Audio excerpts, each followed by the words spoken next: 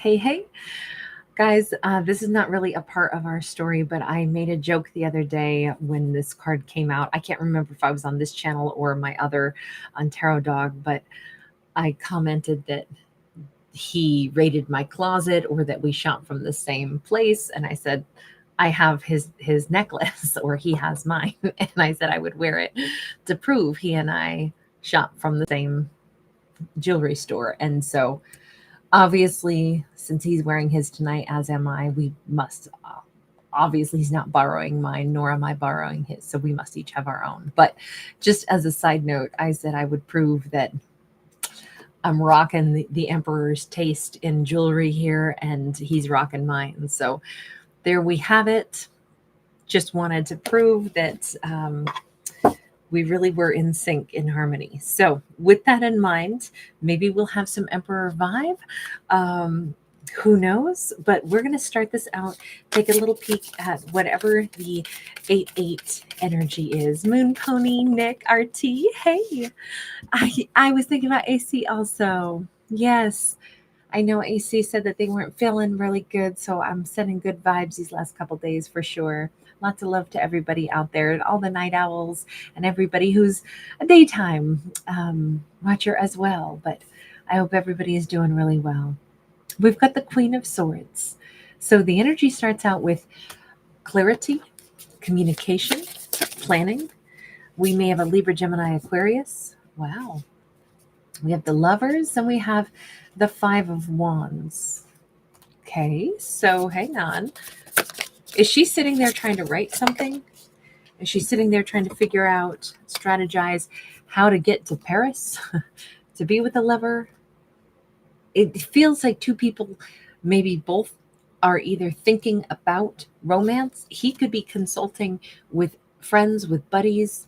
She may be sitting down writing something, just putting down her thoughts in a notebook or something. She may be, the Queen of Swords might be thinking heavily about love, about a particular person that she wants to have a romance with. He is perhaps consulting with friends, saying these are all the reasons something won't work. But Five of Wands doesn't have to mean anything doesn't work. A five is a number of change. It's more like, I'm trying to figure this out. He may play soccer. Okay, we have a King of Pentacles here. Come hell or high water, these two are ending up together. I don't know that I would say on the 8th, because we have two twos here. Two of Wands, Two of Pentacles. Both of those cards ended up sideways and they came out together. So we have two people really weighing the pros and the cons, but she's doing it kind of in a singular fashion. He maybe is communicating, getting advice from a friend, bouncing ideas off of a friend, maybe working out together, kicking the ball around and like casually talking back and forth. The thing is, this almost feels like there has been a decision made, and it's like, man, buddy, I'm going to miss you because I have a feeling you're going to end up going toward her. You two are going to make this work, aren't you? It almost feels like like it's just a matter of time, and they both know this. There's going to be choices made. Maybe on his part, he's been at a crossroads saying, do I go toward her? Do I not? How's this going to change my life?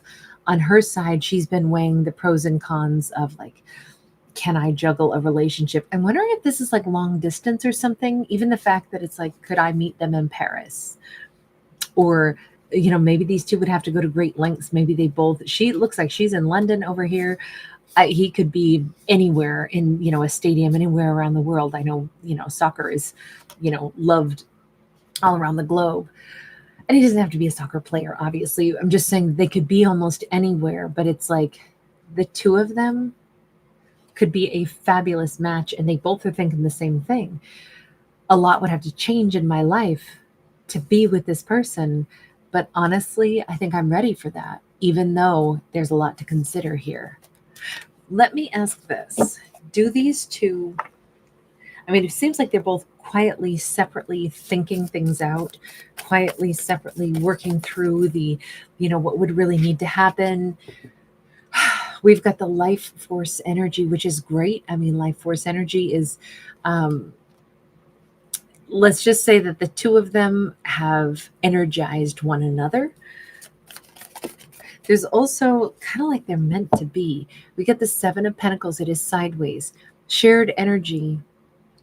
Like time has passed and it's kind of becoming obvious now how things are growing. Maybe it's like they've both reached a point in their lives where they go, I feel like I'm ready for a partnership now.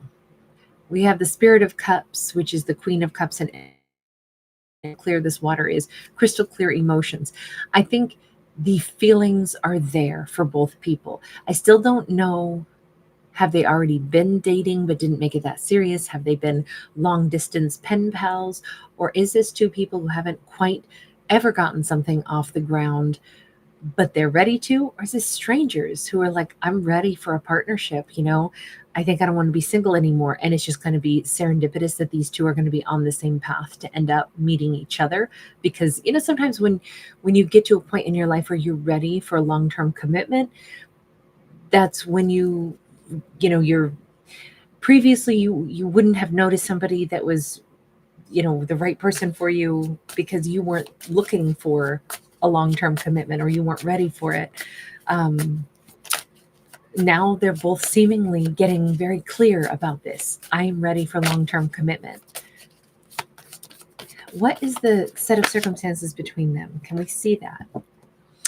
The Hermit and the Ten of Swords. Okay, so I'm going to say these two don't know each other yet. They have been both keeping themselves single for quite some time. They've both been healing from other shipwrecks. They've both been kind of, I'm going to say in the dark or in the shadows for a long time. This is actually maybe a great message for the, you know, kind of like energy flow of today, being that it's the full moon and it's the blood moon. And, you know, this particular full moon and blood moon, total lunar eclipse, number one, it's a longer lunar eclipse. It's like 82 minutes long, or was, I should say. But also, you know, this is where the moon is in the Earth's shadow. And so earlier today, I posted the video for the blood moon. If you guys didn't see it, you can check that out. I did 6 different messages. And if you want me to roll the dice for you and in the comments, tell you what dice number you got, so then that correlates with whichever one of those 6 messages, you guys can do that. That video is up. But my point was, I was looking at it as like the shadow message. Like, what's the full moon bringing up? What's the eclipse bringing up? What's the thing that's been in the shadow that's now going to be made visible? And I feel like that's exactly where these two have been, in the shadows, now finally becoming more visible. Maybe that's why she's sitting there journaling or writing things down. And he's, you know, kind of like spending time with friends saying, I kind of think I'm not going to be single anymore. Maybe I've been hanging out with friends a lot more, staying away from love, romance, all that stuff for a while. But I kind of think that my single days of having more free time to hang with friends is coming to a close, because I sense I'm coming out of the shadows and I'm going to come back into both of these cards, from shadow to light. The Hermit, we may have a Virgo, one or both of them. They could both be earth signs, since we do have a King of Pentacles with a very happy couple here. That's my sailing around the Aegean Islands. That's my Greece card. AC, your name has been invoked, darling. Great to see you. Great to see everybody tonight. Thank you guys so much for being here. We have the Empress upright. Okay. They definitely are both in the same energy of like thinking about long-term relationships, thinking about, you know, giving birth to partnerships, relationships, love. The Empress embodies the energy of nurturing, and, you know, it's the ultimate, like, well, again, giving birth energy. These two, I would say they're in the same exact boat, both having come through endings that were difficult, both having spent a lot of time on their own, staying away from anything remotely love related. Now, it could be that these two kind of like went off grid for a while they both needed to heal from some stuff, but they could have met some time ago and right now be kind of thinking about each other again. It doesn't look like they had a love story per se, and it definitely doesn't look like they hurt each other in any way. It just says there is a possibility, only because the elephants being here, there's this possibility that maybe they both kind of remember each other. We have the Lovers in the reverse. They definitely did not pursue each other in the past. Or maybe we can just say neither person has been ready to pursue any kind of romance. Gemini energy, by the way, and Libra Taurus coming in, but I'm just not feeling like those are like representational of them exactly, but more like the energy flow. Strength card, Spirit of Swords, again, with the Queen of Swords. There is, I really think that both characters needed to get their energy sorted out, sifted out. Maybe though she might be having some dream where their face pops into her mind. Eyes, like her dream state could be reminding her of them, especially if she knew them once upon a time. Or it could just be that she's getting a message through the dream state that's like, just so you know, you're healed and you're ready and you're strong enough to have a partnership. I feel like she already knows that, but I feel like there's a big confirmation coming through for her. She may, see like an animal symbol in a dreamscape, or just have a dream that she's like left feeling the next morning like really empowered. And it's like, you know what? I am ready for love. I honestly, I'm ready for somebody to like kiss me sweetly, softly. I don't know. There's something about like holding somebody's face gently in one's hands. Um, but I feel like she's realizing I am ready for this. He certainly is, and he was not before. He would not have gravitated toward anybody once upon a time. I do kind of feel like he's the one remembering her right now. He did not make any move in her direction, but I feel like she pops up on his mind. If he has even seen of her or knows of her, I feel like his mind is going back to her on the ninth. Okay. So are you reaching out to her? Is she reaching out to you? What's the deal here? Nine of Swords. No, I'm going to sit and be nervous a little bit. I'm definitely going to be having a sleepless night or a stressful night. Okay. No rush. No rush. What about for her? Emperor energy. I said at the beginning, maybe we'd have some Emperor boss energy coming on in. And she's definitely, it's so funny because he thinks of her, if his mind is sifting over to her and he's vaguely remembering, like now that he's feeling like I'm done being single, I'm pretty healed, he might be remembering her because it's like there was this one that I was not ready to approach her, but man, she was great. She's gorgeous. She was, whatever, supply any adjective. But I'm not just ready to go reach out to her. Meanwhile, she's over here having these dreams of empowerment, of strength. She may be literally starting to fantasize about a very powerful, very confident, very stable emperor coming into her life. That might even be what she's writing down and manifesting here is, I'm really clear on what I'd want. I want somebody who knows who they are, knows what they want. Look, they're both people are thinking about love, and I do feel like their thoughts turn to one another, even if it's all still kind of secret. Like, everybody has that person that they kind of had a crush on, but or thought was attractive. But when we're going through hell with some other romantic partner, or just going through hell in general, we're not ready to date, so we kind of push it to the back of our mind. Then once we've healed fully and we identify as single again, sometimes the first person we think of is that one that we always had the secret crush on. That's what this story is to me. It's the person I had the secret crush on that has popped back into my head. And I do think that they have a secret crush on one another. I don't think that these two are total strangers. I just feel like there's, this is just two people that are maybe having one another flit through their minds because they're both fairly healed and their secret crushes pop up in their minds.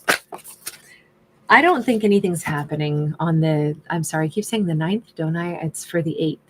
We have the Magician upright. I don't think anything is happening on the 8th per se, other than thoughts. But, sometimes all that is required is a thought to be planted. And as a thought gets planted, it's funny how subconsciously we start gravitating toward making that happen. I would say I've been like that my whole life. If there's something that crosses my mind that, I'd like to do X, Y, or Z. I'd like to travel there. I'd like to do this or that. Somehow my kind of like subconscious mind starts nudging me toward, researching things that happen to be about that place I want to go visit. And all of a sudden I get a hankering for food from that culture. And pretty soon I'm, you just gravitate toward the destination that you kind of already said, even if it was only in the back of your mind or that secret part of your heart, you said, I want that. And then slowly but surely your feet and your life decisions start taking you to that destination.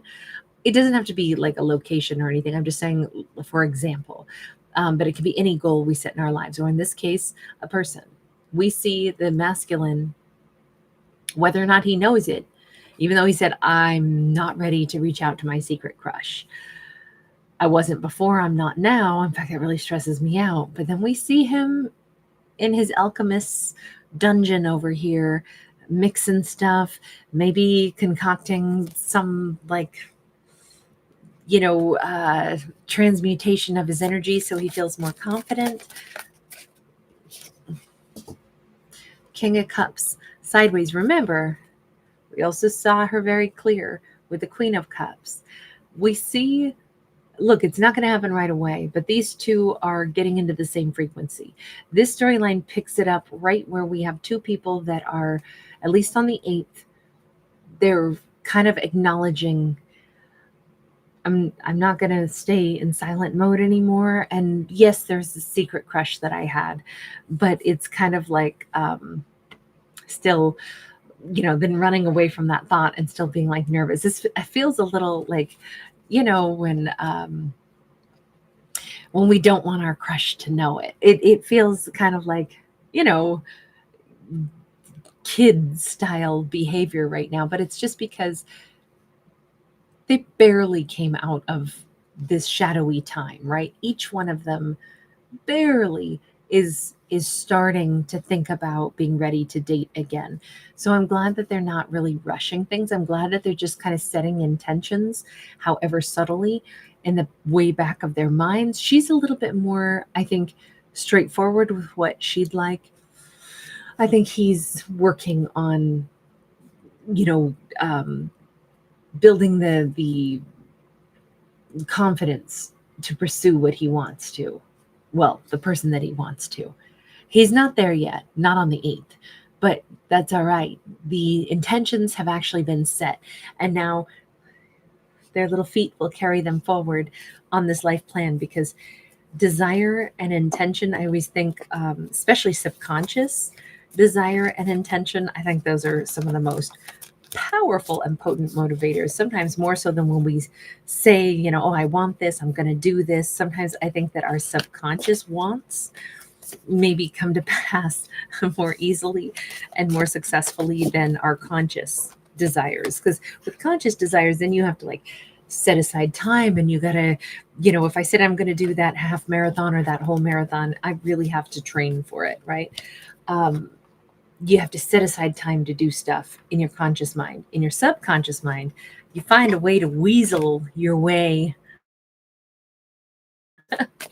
All right, let's grab a card for anyone that has a birthday on the 8th. Let's get a little fictional storytelling here for a birthday on the 8th. We've got a King of Pentacles, a 3 of Swords, and a 7 of Wands. I'm hearing Bryan Adams. Yeah, I will fight for you. From Robin Hood, Walk the Wire for you. Everything I do it for you. We have possibly, a mixed bag in the next year, right? There could be heartbreak. There could be somebody that, a friend who turns into a frenemy. There could be a super big disappointment for sure. However, what sweetens that otherwise very salty situation is we got this hunk that's right there to comfort.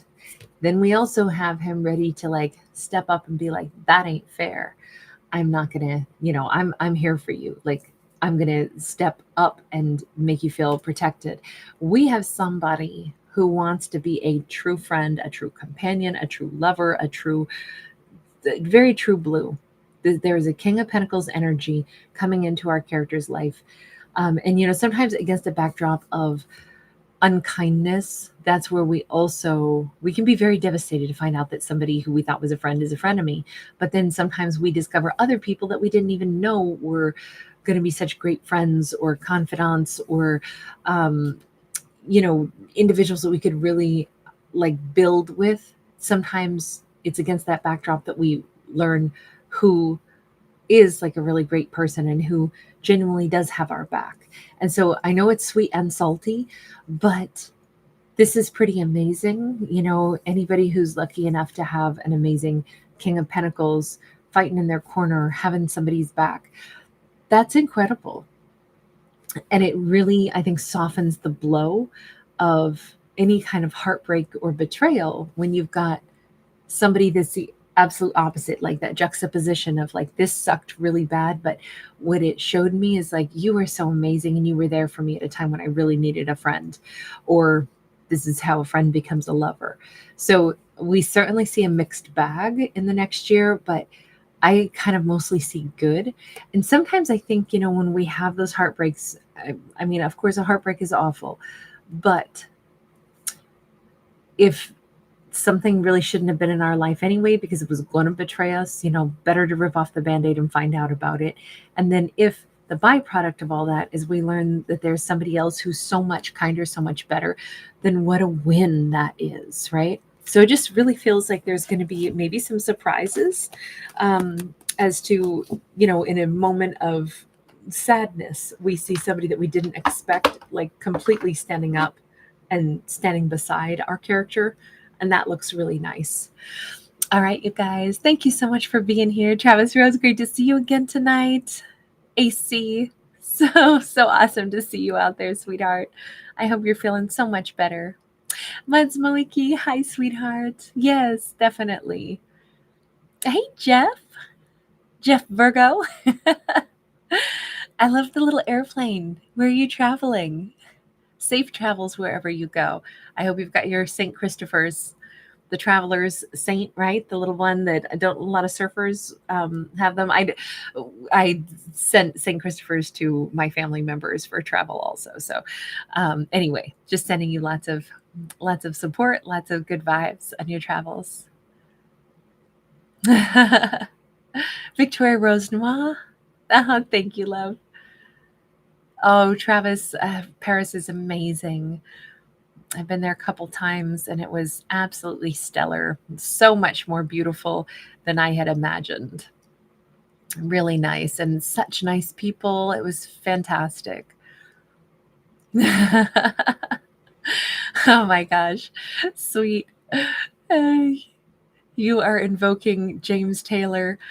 I will say there was in the realm of the musical, genres that exist. I pretty much get down with anything except James Taylor. JT, I mean, I know, fantastic singer, songwriter, fantastic, right? Super talented. But I cannot listen to James Taylor. But it is only because it's connected to memories. And music is so, memory invoking. And it was just a very difficult chapter of my life when there was a lot of JT plans. So I can't do Mr. Taylor, no offense to him, but but that's like, it's so funny to see like the one name out there where I'm like, oh gosh, no, I can't play James Taylor, which is sad, right? I should cleanse the memories so I can bring some JT in, but I don't know that it works that way. Nani, good to see you. RT, Anisha Chatu, Bruce Reed. That's awesome. You were so cute. You're the one who started the JT. Did you meet him at your local supermarket and got to talk for a bit? That's awesome. That's really cool. It's always nice when you bump into somebody and they're really, really kind and you really, like them as an artist. That's really cool. MK. Hi, Tina. You're so cute, Tina. Your neighbors are not going to be happy. Tammy Johnson. Empress Unicorn 111, awesome to hang with you again tonight. Oh gosh, delight. Groove is in the heart. Love that, sweet. TK to Don Kelly, awesome to see you, babe. Oh my gosh, tag team back again. Moon Pony, you were first in the house. Good to see you. You know I love the alien. Hi, Nick. RTU, sweetie pie. So sweet of you. And you invoked our AT. Excuse me. You invoked AC and brought AC in, so we could make sure AC was doing better. Shout out to EM as well. Calm Seas, Slay Princess, T Baby, Denisa, All the Night Owl, Nikki O. All right, you guys. Have a wonderful evening. I will see you guys tomorrow. You better believe it, AC. All right, everyone. Bruce Reed, you're so sweet. Oh, Robin G, you came in just at the right time, darling. I got to say hi to you, so that was perfect timing. Sweet dreams, Nani. Raptor F123, hi, sweetheart. Thanks for popping by. Travis Rhodes. Oh, that's awesome. Song. Yeah, Teddy Swims is awesome. They have very powerful voice, especially in that track. Good night, Bruce. Sweet dreams, honey. All right, everybody. I'll see y'all tomorrow. Bye for now.